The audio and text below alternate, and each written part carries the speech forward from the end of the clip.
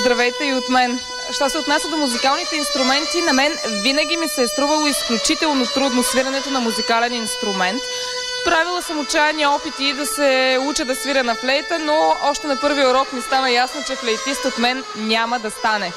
Но ми остана любовта към народните инструменти, а любимият ми народен инструмент, както вероятно вече разбирате, е гайдата.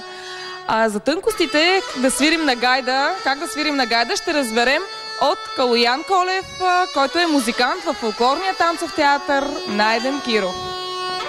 Здравейте! Здравейте! Много ми е приятно да съм в тази зала днес с вас.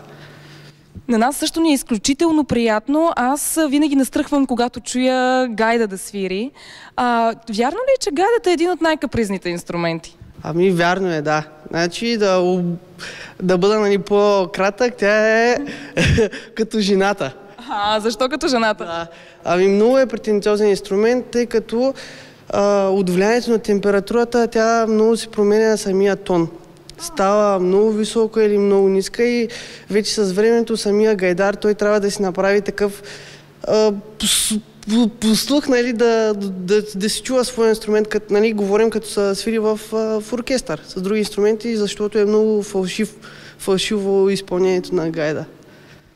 Това означава ли, че зависи дали ще е фалшиво изпълнението или не от температурата просто? Убедена съм, че зависи от уменията. Ами, да, категорично от уменията. Имах предвид това, примерно правим репетиция, да речем сега тук. И излизаме някъде навън. Обаче температурата е много по-висока там. И гайдата се променя и затова вече трябва да се намеси самия инструменталист гайда. Освен от температурата, зависи ли всъщност и каква е гайдата? Доколкото знам, има два вида гайди. Или дали са повече, тази каква е? Да, има два вида гайди. Едната е каба гайда, другата е джура, свирена джура гайда. На джура гайда се изпълнява предимно тракийска, добруджанска музика. Да, каба гайда се свирят родопските песни от Родоп. Област Родопа, да. Винаги ми се е искало да надуя гайда и да се опитам аз да изкарам този звук, който толкова много ме впечатлява. Може ли да пробвам? Ако имате желание, може. Аз имам желание, умения обаче нямам. Да, и ще трябва някакси да си асистираме с микрофона. Да ми кажете първо какво трябва да знам преди да започна опитите си. Значи трябва да постановката на пръстите. Значи има различни нали, хора, които могат да свирят предимно аз свиря така. Лявата ръка да ми е отгоре, а пък има, които свирят с дясната отгоре. Зависимост вече от колко е удобно на човек.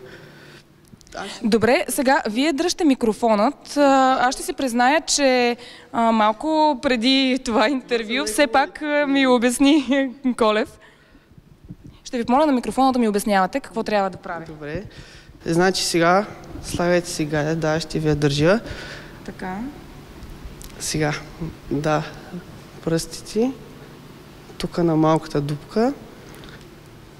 Браво, много помните. От преди интервюто надолу. Да, този. Тук трябват много тренировки за ръцете, да ви кажа, за пръстите. Не е важната работа следва тук.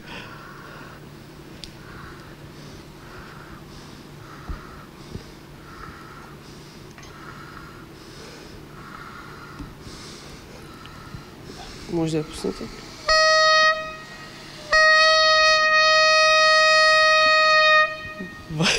Браво!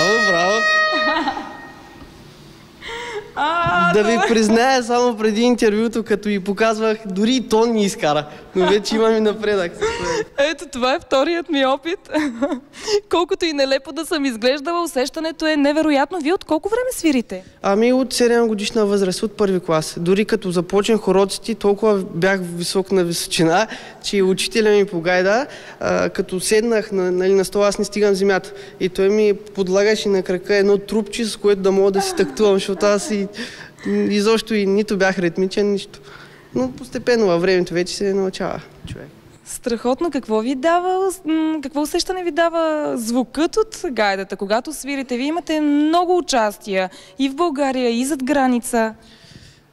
Просто е неописуемо. Как да ви кажа? Човек в себе си го носи това.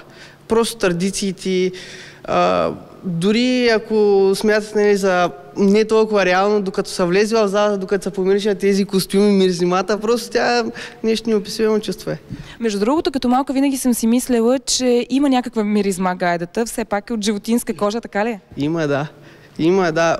Значи миризмата е много по-силна, като се направи самата гайда, като е прясна още, но вече с течение на времето и от дрехи, и от миризмата се променя, не е чак толкова обилна, нали? Или поне на мен вече не ми прави впечатление. Да се призная, аз също не усещам такава в интерес на истината. Добре, на мен това ми беше втори опит. Според мен несполучлив, но все пак изкарах звук. Да. Колко време ще ми трябва, за да овладея инструмента? Да се почувствам и аз свободна?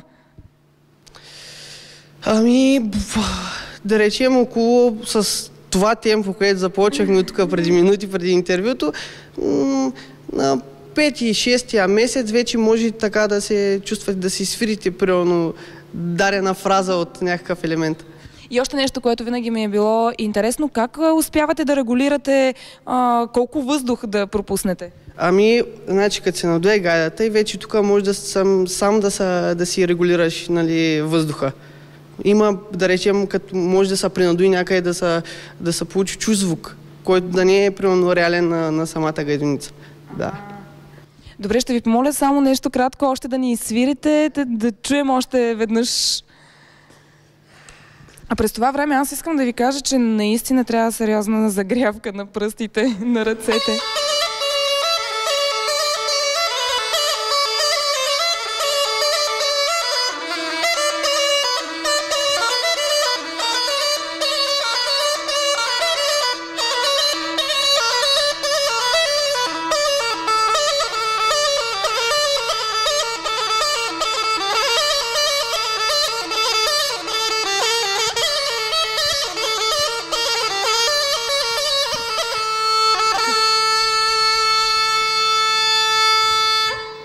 Много ви благодаря.